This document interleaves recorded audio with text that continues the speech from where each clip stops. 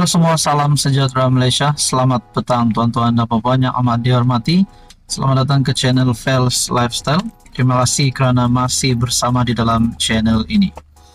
Saudara-saudara yang amat dihormati, tuan-tuan dan puan-puan yang saya amat kasihi semua. Terima kasih kepada anda semua yang masih setia.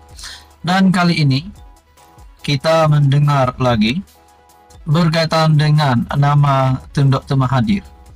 Sebelum ini, SPRM ada menyebut anak Tun Mahathir, iaitu dua anak bekas Perdana Menteri, Mirzan dan Mokhzani Mahathir, yang diminta untuk mengisytihar aset, mengisytiharkan harta. Dan pengakuan daripada Mukhlis Mahathir sebelum ini yang menyatakan bahawa ayahandanya disiasat. Dan yang terkini, saudara-saudara, yang saya nak kongsikan kepada anda, rupanya ini berlaku kepada Mahathir.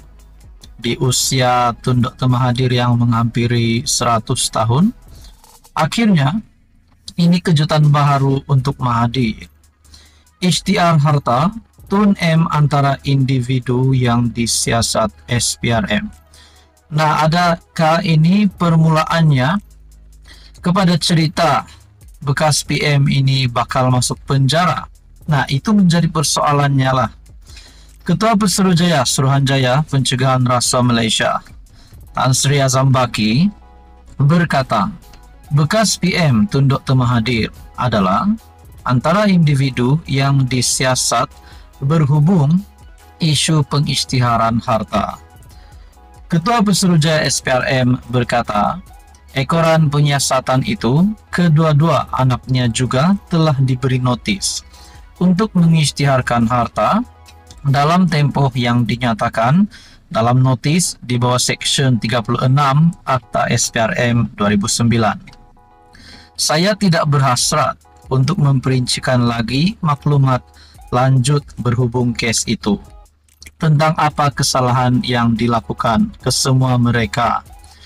Biarkan SPRM meneruskan siasatan terlebih dahulu, sehingga saya fikirkan satu masa yang sesuai untuk kita nyatakan hasil dapatan kes siasatan berkenaan, katanya.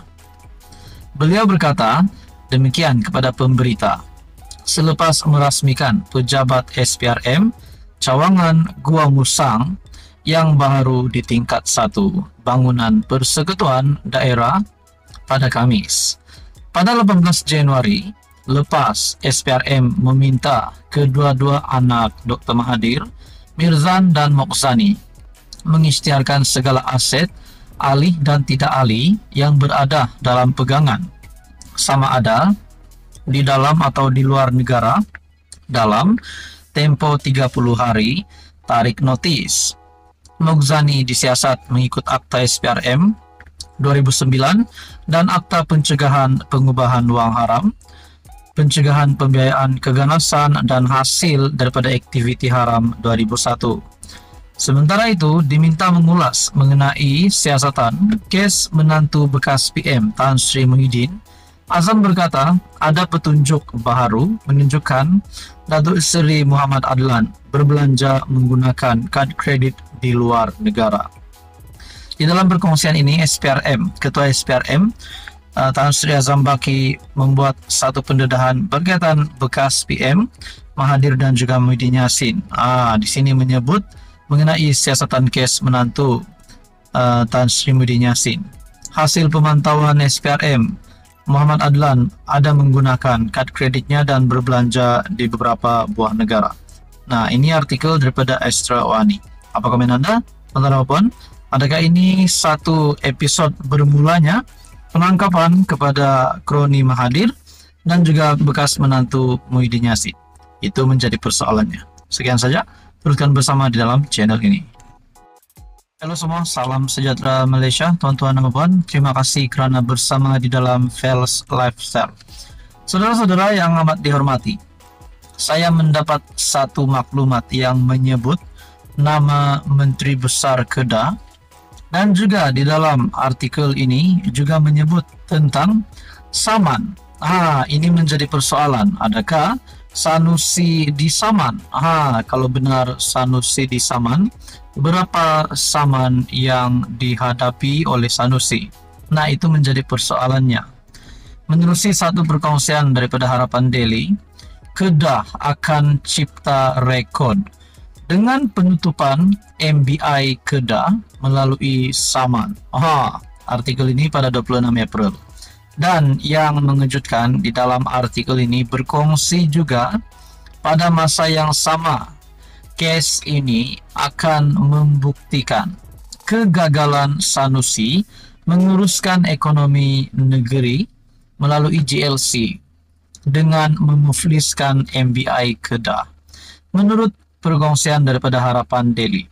Nah, kalau benar ini adalah kegagalan Sanusi, kalau benar ini adalah kegagalan Menteri Besar Kedah, adakah Sanusi masih layak untuk memegang jawatan sebagai Menteri Besar Kedah?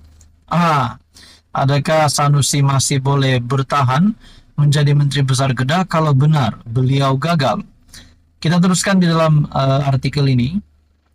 Yang dikatakan penyelesaian di luar mahkamah sebenarnya indah kabar dari rupa. Hakikatnya ramai bekas staf Kedah Agro Holdings Berhad KAHB yang tidak setuju dengan penyelesaian ini. Mereka terpaksa setuju kerana ditakut-takutkan dengan penutupan syarikat, yang mana mereka tidak akan mendapat pampasan. Perkara ini tidak betul kerana MBI selaku sole shareholder dalam KAHB bertanggungjawab walaupun KAHB ditutup atau wind up. Kes seperti ini jelas dalam kes Saman, CEO Kedah Corp vs MBI semasa pemerintahan almarhum Ustaz Azizan. CEO Kedah Corp menang dan MBI diarahkan membayar pampasan yang tinggi. Mahkamah memberi kemenangan kepada CEO Kedah Corp walaupun Kedah Corp tidak mempunyai dana atau aset. Defendant dalam kes ini adalah Kedah Corp and MBI. Jadi kes ini belum selesai. Mereka semua akan dibawa berbincang dan sekiranya ada asas untuk meneruskan Saman sama ada di Mahkamah Perusahaan atau Mahkamah Sivil, ianya akan dibentangkan kepada kesemua mangsa yang dizalimi ini. Mereka akan membuat keputusan seterusnya dengan nasihat perundangan yang lebih teliti. Diharapkan kes ini akan memberi keadilan kepada mereka dan memperoleh hak mereka kembali. Pada masa yang sama, kes ini membuktikan kegagalan Sanusi menguruskan ekonomi negeri melalui GLC dengan memufliskan MBI Kedah. Apa komen Anda? Ini sumber daripada Harapan Daily. Sekian saja, teruskan bersama di dalam channel ini.